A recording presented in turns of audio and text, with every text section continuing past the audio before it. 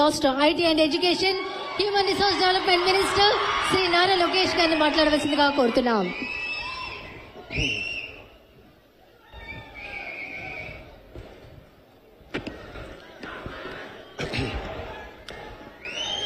వేదిక పైన ఉన్న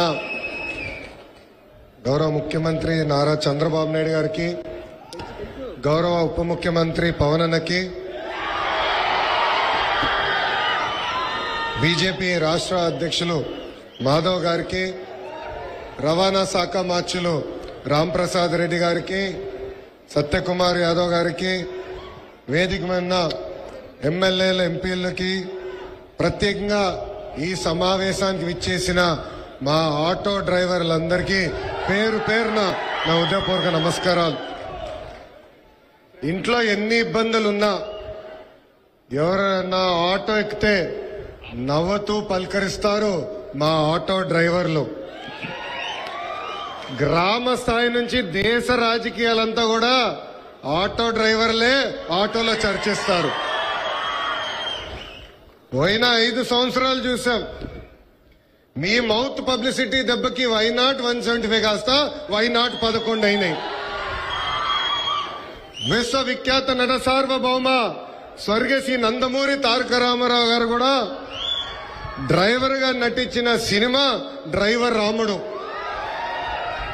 మీ అందరి బాలయ్య నా ఒక్కడికే ముద్దల మావయ్య అయినా బాలయ్య బాబు గారు డ్రైవర్ గా నటించిన సినిమా లారీ డ్రైవర్. అంతేకాదు పవన్ అన్న కూడా నటించారు, డ్రైవర్ గా నటించారు. ఆ సినిమా పేరేంటి ఇంపడట్లా, అత్తారింటికి దారేది. ఆనాడు అన్న ఎన్టీఆర్ కాకి డ్రెస్ వేసుకుని రాష్ట్రం మొత్తం చైతన్య రథం పైన వెళ్తే ఢిల్లీ మొత్తం గడగడలాడించిన వ్యక్తి. చంద్రబాబు నాయుడు గారికి ఆటో డ్రైవర్ల సమస్యలు బాగా తెలుసు. కేబినెట్ మీటింగ్ లో ఏనాడు ఎప్పుడైతే మేము చర్చిస్తామో మా ఆటో డ్రైవర్లకి మేము అండగా నిలబడతామని పదే పదే చెప్తారు. అందుకే ఆటో డ్రైవర్ల సేవ పేరుతో ఈ రోజు ఈ పథకం మన ప్రజా ప్రభుత్వం రూపొందించింది. నేను ఎప్పుడు తిరుగుతున్నప్పుడు ఆటో వెనకాల ఉన్నా మీరు ఏదైతే రాస్తారో చదువుతూ ఉంటా. ఒక కొటేషన్ నాకు బాగా నచ్చింది. ఆ కొటేషన్ ఏంటంటే, వర్షం ఎలా పడుతుందని పిల్లలు అడిగినప్పుడు దేవుడు కురిపిస్తున్నారని చెప్పొద్దు, మనం ఒక్క మొక్క నాటితే ఒక్క నీటి బట్టు వర్షం ద్వారా వస్తుందని ఒక ఆటో డ్రైవర్ పెట్టుకున్నారు. అంటే ప్రకృతి పట్ల మనకున్న బాధ్యత ఆ ఆటో డ్రైవర్ ఈరోజు సమాజానికి నేర్పిస్తున్నారు. ఇంకొక ఆటో డ్రైవర్ కొటేషన్ చూశారు, అందరూ బాగుండాలి దాంట్లో నేను కూడా బాగుండాలని చెప్పారు. మూడో కొటేషన్, జరా భద్రం భయ్యా మనందరం చల్లగా ఇంటికి వెళ్ళాలి. అంటే స్పీడ్ గా నడపద్దు, ర్యాష్ గా నడపద్దని ఆ ఆటో డ్రైవర్ చెప్పే పరిస్థితి. ఈ కొటేషన్లన్నీ మీకు ఎందుకు చెప్తున్నానంటే, మా ఆటో డ్రైవర్ల మనసు పెద్ద మనసు. ఎవరన్నా బ్యాగ్ మర్చిపోతే తిరిగి వాళ్ళకి అందిస్తారు, ఎవరన్నా పొరపాటున సెల్ ఫోన్ మర్చిపోతే వాళ్ళ ఇంటికి చేర్చుతారు. అంతేకాదు విలువైన వస్త్రాలు దొరికితే ఏకంగా మా పోలీస్ సోదరులు దగ్గరికెళ్ళి డబ్బులో లేని వస్త్రాలు దొరికినాయి, ఇది మీరు జాగ్రత్త వాళ్ళకి చేర్చాలని చెప్పే పెద్ద మనసు ఉన్న వ్యక్తులు మా ఆటో డ్రైవర్లు. ఆటో వెనుక నవ్వు తెప్పించే కొటేషన్లు కూడా ఉన్నాయి స్వామి. అప్పు చేసి కొన్నాను నన్ను చూసి ఏడవద్దు అని చూశాడు. అప్పు చేసి కొన్నాను నన్ను చూసి ఏడవద్దు. ఇంకోటి, హాయని ఆశ పెంచద్దు, బాయని బాధ పెట్టద్దు. అంటే ఎప్పుడు ఆటో వెనకాల బండి ఉంటే నవ్వుతూ ఉంటాం. సమాజం పట్ల మాకున్న బాధ్యత తెలుస్తుంది. ఎన్ని సమస్యలున్నా ఎన్ని ఇబ్బందులున్నా నవ్వుతూ ఆదరిస్తారు మా ఆటో డ్రైవర్లు. అందుకే యువగలం పాదయాత్రలో ఆటో డ్రైవర్లతో ప్రత్యేకంగా నేను సమావేశం ఏర్పాటు చేసుకున్నా. వాళ్ళు ఎదుర్కొంటున్న సమస్యలు నేను తెలుసుకున్నా. ఆనాడు ఆటో డ్రైవర్ నాకు చెప్పింది ఒకటి, కుడి చేతిలో 10,000 పెడతారు, ఎడం చేతిలో 20,000 రూపాయలు లాగేస్తారని. అరే ఎట్లా లాగుతున్నారా భయ్య అని అడిగా. గ్రీన్ ట్యాక్స్ పెంచారు, 20,000 రూపాయలు చేసి బాదుతున్నారన్నారు. అదేవిధంగా రోడ్ల పైన ఉన్న గుంటలు పూడ్చట్లేదు, 5 సంవత్సరాలు ఎవరు పట్టించుకోలేదు. ఆ గుంటల వల్ల మా ఆటోలు రిపేర్లకు వస్తున్నాయి, దీనివల్ల చాలా చాలా ఇబ్బంది పడుతున్నామని ఆనాడు చెప్పారు. అందుకే మీ ఆదరణతో 94% సీట్లు ఈరోజు ప్రజా ప్రభుత్వం కైవసం చేసుకుంది. మన ప్రభుత్వం అధికారంలోకి వచ్చిన వెంటనే గ్రీన్ ట్యాక్స్ ని ఏకంగా 3,000 రూపాయలకి తగ్గిస్తాం జరిగింది. అంతేకాదు పవన్ అన్న నాయకత్వంలో సుమారుగా 2,000 కోట్ల రూపాయలు ఖర్చు పెట్టి గుంటలంతా కూడా మనం పూడ్చడం జరిగింది.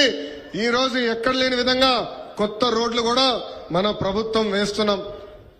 అంతేకాకుండా ఆటో స్టాండ్లు ఏర్పాటు చేయాలి, మీకు అక్కడ తాగునీరు అందజేయాలి. ప్రత్యేకంగా మహిళలు ఆటోలు తోలుతున్నప్పుడు వాళ్ళకు కావాల్సిన టాయిలెట్లు కూడా అక్కడ ఏర్పాటు చేయాలి. ఎలక్ట్రిక్ ఆటోలు మీకు అందిస్తమే కాదు, ఛార్జింగ్ పాయింట్ కూడా ఏర్పాటు చేయాలని ఆనాడు మాకు చెప్తాం జరిగింది. ఇది చేసే బాధ్యత కూటమి ప్రభుత్వం తీసుకుంటుందని ఈ సభాముఖ ప్రజలందరికీ నేను తెలియజేస్తున్నాం. నేను యువగలం పాదయాత్ర చేసినప్పుడు మహిళల్ని కించపరిచే విధంగా ఆనాడు రోజా గారు మాట్లాడారు. మా తెలుగు మహిళ చీరలు గాజులు ఆమెకి ఇచ్చేదానికి వెళ్ళినప్పుడు వెళ్ళిన ఆటోని ఆనాటి పోలీస్ సోదరులు సీజ్ చేశారు. ఆ ఆటో డ్రైవర్ పేరే హమీద్ బాషా. పాపం ఈ ఆటో పైన ఆయనే కాదు, ఆయన కుటుంబంలో ఉన్న 5 ఆధారపడి ఉంటారు. అతను నా దగ్గరికి వచ్చి, అన్నా నేను ఇబ్బంది పడుతున్నా, నన్ను ఆదుకో అంటే గౌరవ ముఖ్యమంత్రి శ్రీ నారా చంద్రబాబు నాయుడు గారు ఆనాడు నేను ఫోన్ చేసి ఒక ఆటో ఇవ్వాలనుకుంటే ఒకటి కాదు, ఏం అవసరం ఉన్నా ఆ కుటుంబాన్ని ఆదుకో, ఇది మన బాధ్యత అని చెప్పిన వ్యక్తి చంద్రబాబు నాయుడు గారు. సామాన్యుడి కారు ఆటో, వర్షం వస్తే ఇంటికి తీసుకెళ్లేది మా ఆటో డ్రైవర్లు. ఏకంగా చిన్న పిల్లల్ని సేఫ్ గా స్కూల్కి తీసుకెళ్లి తిరిగి తీసుకొచ్చేది మా ఆటో డ్రైవర్లు. అనారోగ్యంతో ఎవరన్నా బాధపడితే అంబులెన్స్ లాగా మారి ఆసుపత్రులు కూడా తీసుకెళ్లేది మా ఆటో డ్రైవర్లు.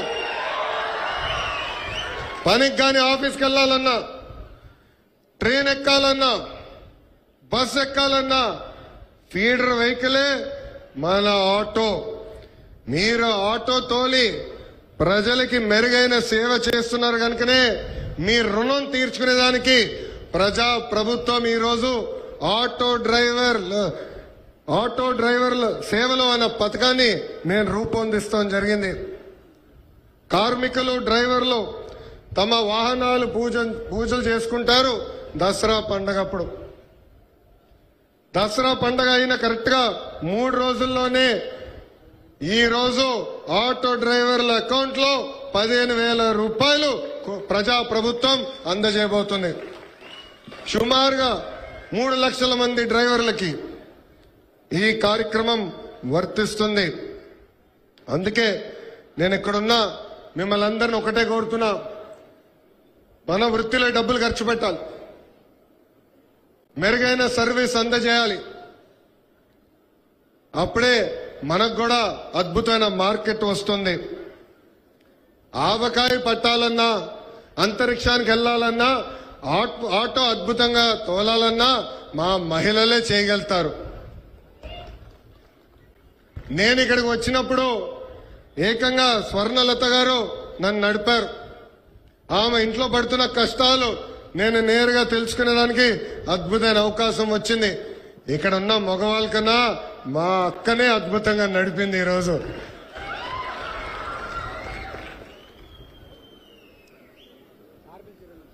పంపించండి ముఖ్యమంత్రి గారు దగ్గర కూర్చుంటారు. స్వర్ణలత గారు ఆటో తోలుతూ కుటుంబం మొత్తం పోషిస్తున్నారు. ఇంట్లో ఆమె భర్త కూడా అద్భుతంగా సహకరిస్తున్నారు. ఇద్దరు కలిసికట్టుగా పనిచేసి ఈ రోజు ఆ కుటుంబాన్ని ముందలు తీసుకెళ్తున్నారు. తల్లిన దీపం పథకం కింద ఇస్తున్నామో అది కూడా అందింది.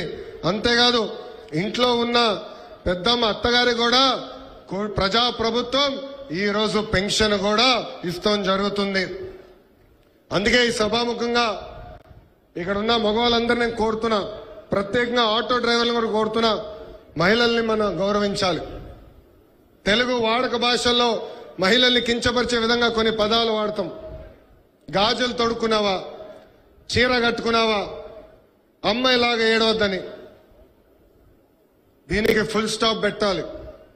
ఇది మనం వాడకూడదు. ఈరోజు ఆంధ్ర రాష్ట్రంలో ప్రతి ఆటో డ్రైవర్ నేను కోరుతున్నా, ప్రజల్లో చైతన్యం తీసుకొచ్చే శక్తి మీలో ఉంది. మీరు ఏదైతే ఒక్క విషయం తలుచుకుంటే అది సాధించే శక్తి మీలో ఉంది. అందుకే మహిళల్ని గౌరవించాలనేది పదే పదే ఎవరైతే మీ ఆటో ఎక్కుతారో వాళ్ళకి తెలియజేయాలని ఈ సభాముఖంగా మిమ్మల్ని అందరినీ నేను కోరుకుంటూ, మా పైన ఒక పవిత్రమైన బాధ్యత మీరు పెట్టారు.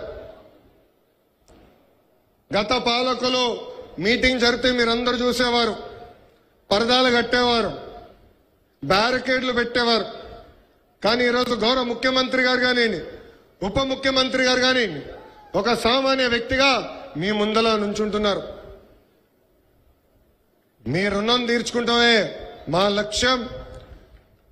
అహర్నిశలు కష్టపడతాం.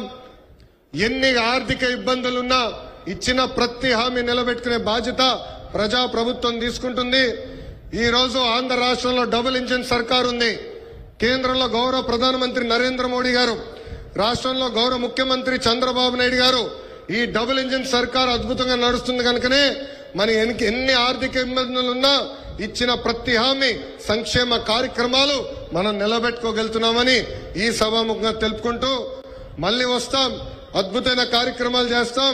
మీ పిల్లల భవిష్యత్తు చూసుకునే బాధ్యత ప్రజా ప్రభుత్వం తీసుకుంటుందని ఈ సభాముఖం మీ అందరికి హామీ ఇస్తూ, నాకు ఇంత అద్భుతమైన అవకాశం ఇచ్చిన మా ఆటో డ్రైవర్లందరికీ పేరు పేరున నా హృదయపూర్వక నమస్కారాలు తెలుపుకుంటూ మీ అందరి దగ్గర నుంచి సెలవు తీసుకుంటున్నాం.